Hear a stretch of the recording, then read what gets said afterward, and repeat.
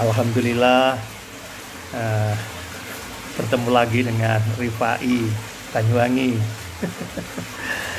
Kali ini saya ingin ngomentari ini pidatonya Kiai Haji Musta'in Syafi'i MAG, pengasuh Pondok Pesantren Tebu Ireng Jombang, pondok pesantren yang punya nama besar di Republik ini sebenarnya.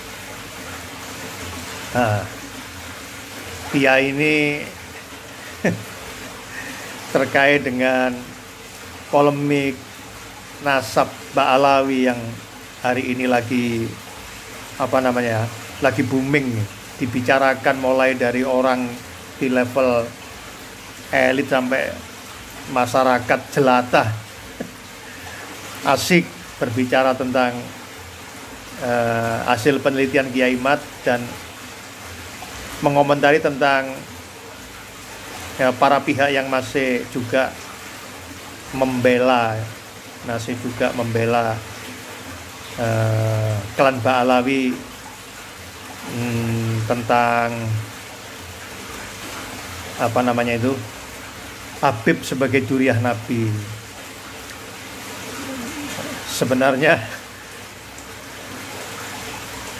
orang-orang yang selama ini memberi hormat kepada para alim ulama, pemimpin pondok pesantren itu ya tidak terkurangi lah.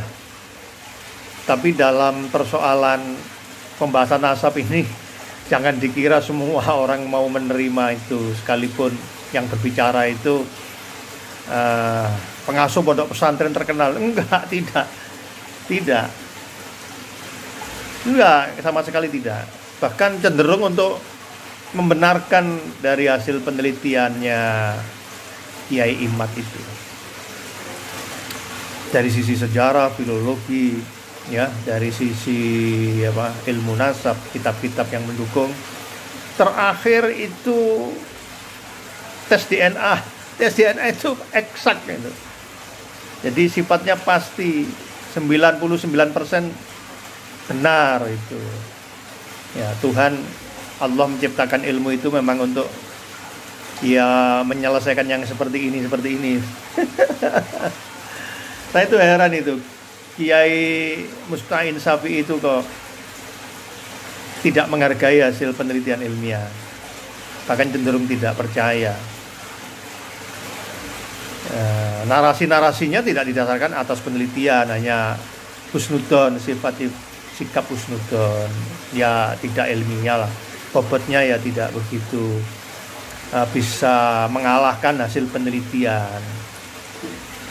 Apalagi mengatakan saya tidak menganggap penting itu nasab.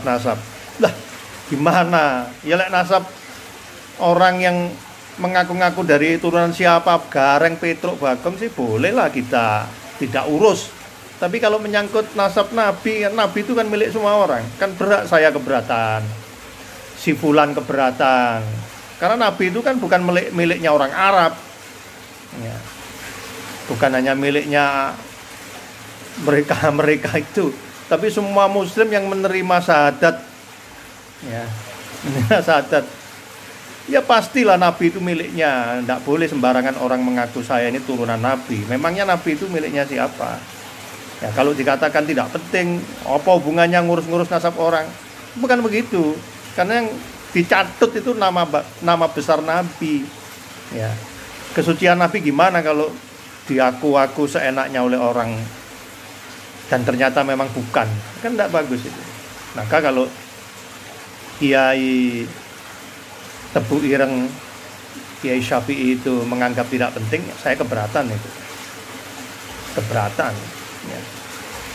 Terus sikap yang cenderung untuk pembelaan dengan tanpa dalil, tanpa dasar, tanpa bahasan yang akurat, ya, hanya sangkaan baik, ya tidak bisa itu dijadikan dasar untuk pribadi nggak apa-apa, tapi jangan terus digunakan untuk menguatkan orang lain.